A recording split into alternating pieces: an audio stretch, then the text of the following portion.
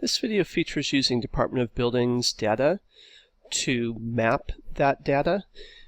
You can get a fair amount of information about buildings permits from Department of Buildings, and one place to do that is through the Buildings Information Search portal here. And you can search by individual properties, but you can also, interestingly, search through community boards. So on number 18 here on the drop down, you can see I can do all Manhattan, I could do all Bronx, I can do all Brooklyn, or I can actually break it into community districts or community boards. So in my case, I did Brooklyn 06 here. And there's a start month and a start year. If you want to go back a fair amount in time, you'll probably have to break your searches down into intervals. In my case, I have data from 2000 to 2017 broken into two tables. So this is all to say that this is where the data is coming from, and I'll show you what the format looks like in just a second. The geometry that we're joining to is MapPLUTO. There's a way that you can do the buildings through what's called a bin number, but in this case I'm just demonstrating mapping to the parcel layer, which is MapPLUTO, and the reason for that is because the parcel layer is very inclusive of all activity that's happening at a particular site. It could be more than the building itself. So we would download which borough that we're interested in. In this case, I'm using version 16 v2, which is 2016 version 2, and you can get this data from New York City Planning. Okay, I'll take a look at the data real quickly in ArcGIS. So I'm just going to fire up 10.5 ArcGIS here and look at MapPLUTO. While we're doing that, I'm going to go quickly through what a BBL is. So a BBL number is just a borough building lot number, BBL. And the borough for Brooklyn is 3 or 30. The block is 4 digits and the lot is 4 digits.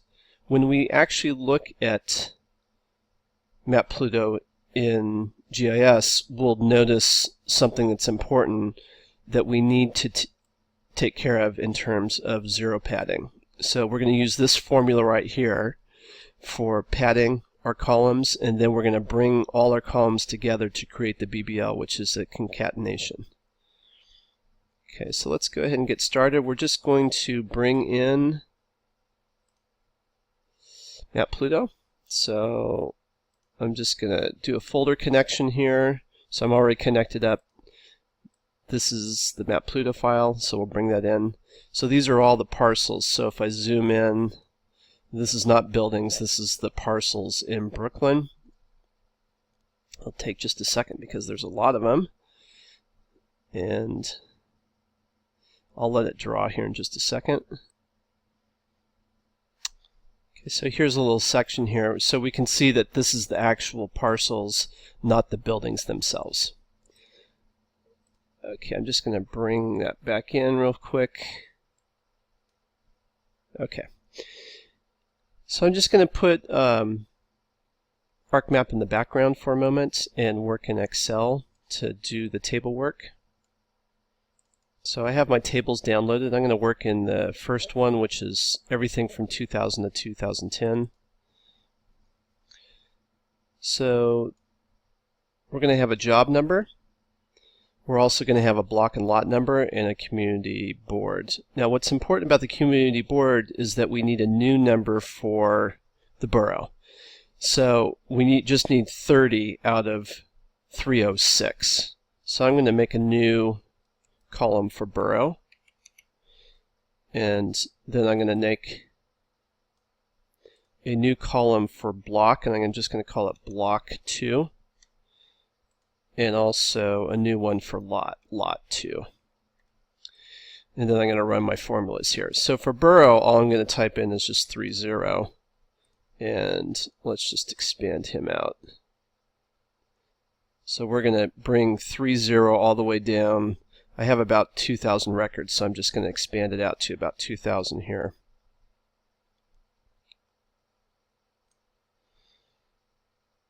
and then I'm going to go to my block 2. Now what I want to do is I need to pad these out. So the most digits I can have is 4. I want to get all the way out to 4, so I need to pad it out to 4. So what I do is use a 0 padding formula, which is this guy. So I'm at block 2, put him in, and I just need to reference now in my formula F2. F2, whoop. So that looks right. So it's changed 381 into 0381. That's exactly what I wanted. So we're going to expand that formula all the way down our data table.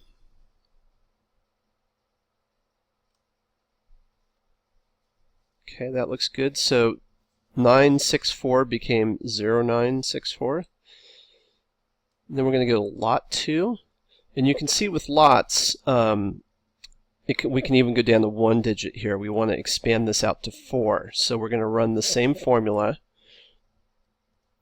And in this case, we're going to point it to G2. G2. Okay, and so then we get our 2 zeros in front of 2, 3 to make 4. And then I'm going to expand that down.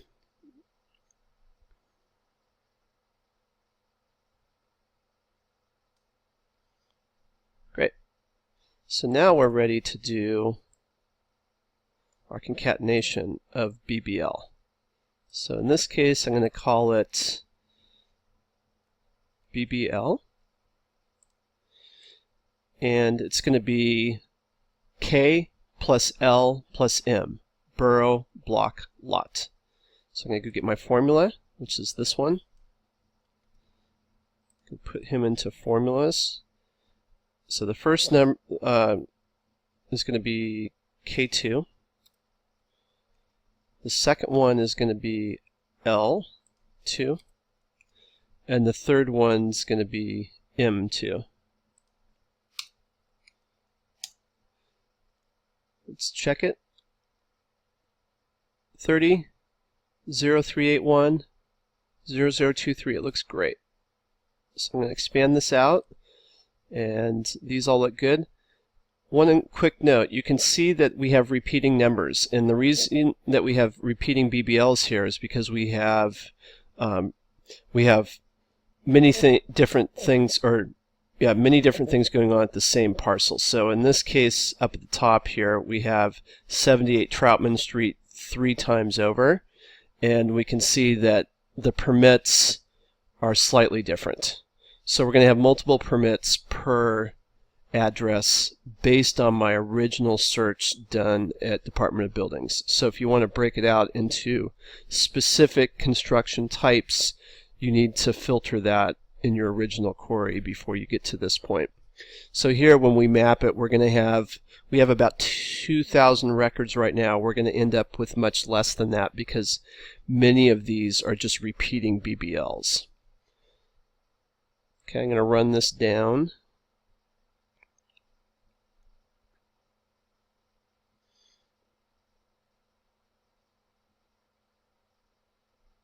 Once this is at the bottom here, we'll then save it. We'll just check it visually to make sure it looks right on the bottom. So 0964, 0062, that all looks good.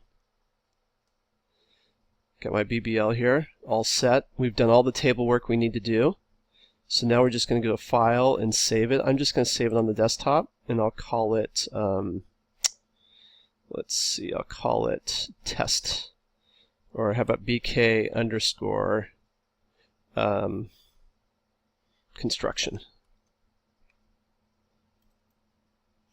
Construction. Okay. I can finish with Excel. I'm just going to close that down now. And what we need to do from here is bring this table into GIS. So I'm going to go over to ArcGIS, and I'm going to run a ArcToolbox function that's going to bring in the Excel. So in this case, I'll go to Conversion Tools, Excel, and we're going to go Excel to table. So we're going to stick it in a default geodatabase. So desktop, there's my table, and my output table now is going to go to default geodatabase, and I'm going to simplify this name a little bit. I'm just going to call it BK Con and say OK. As it does that, it'll drop it into the table of contents. And once it's in table of contents, I can go ahead and start working with it. Okay, there it is. Let's look at the original features. So if I open up the attribute table here, and I'm looking for the BBL number. So here it is. It's right here. I just need to make sure of its type. So I go down to properties. In this case, it's a double. So whatever I'm joining to should be a double also. So let's go to open and take a look at our BBL here. So in this case, it's a string. So what we'll do is just make a new column, add a field. I'll call this one BBL2, and he's going to be a double. Say OK. And then I'm just going to go to field calculator and say BBL2, you are BBL. Okay, that looks good. That looks like it's formed well. Now let's go up to a join. So I'm on my geometry. I do join, and it just sees that one table. So I'm looking for BBL as the field to join on. Let's see if we can find it. And then I'm going to be joining to BBL2. Now if I keep all records, I'm going to get a lot of nulls back. So I just want to, in this particular mapping, I just want to have back the condition of parcels in Brooklyn that feature some type of construction activity from the date range in my original table. So I'm just going to say keep only matching records. I'm going to validate this join. It'll take a second for it to validate because it has to go through a pretty big data set, which is the Brooklyn features. And once it does that, we should see some come back. So in this case, we have 270. So that's quite a lot less than our original table. But again, the reason is because we have repeating or duplicate BBLs in that original table there. So I'm going to close this and I'll say OK. And there's my activity right here. So if I want to make a new shapefile of this, I just go to Data, Export the Data. And I'll just stick it in default geodatabase right now. And I'm going to call this permit 06. Or, yeah, for Community Board 6. And I'll go ahead and say save, say OK. Once I do that, then I have, I'll have a table and a new feature that represents just activity from my original table. So let's just zoom in there, take a look. Okay. So again, this is not the mapping of the buildings themselves. These are just the parcels where there's activity that's happening. And you can see, you know, these are likely one project where you have these kind of row house parcels that are probably getting combined into a very large project, is my guess, without having any more information about that. And then also you have these really big parcels down here where you have a very large project that's happening. So if we look at our attribute table, we've lost some things along the way, which is going to be under our OT description and also our job number. Remember, we had many more job numbers before. They've all been combined. If there were multiple job numbers and multiple descriptions on one BBL, they've gone away and they've just gone to 1. So this mapping only tells us that some activity, some type of activity has happened from the original data set, and here's the activity. So if you want to query specific activities, you need to do that early in the query process with Department of Buildings if you're going to use the join process in GIS to get your resulting mapped features.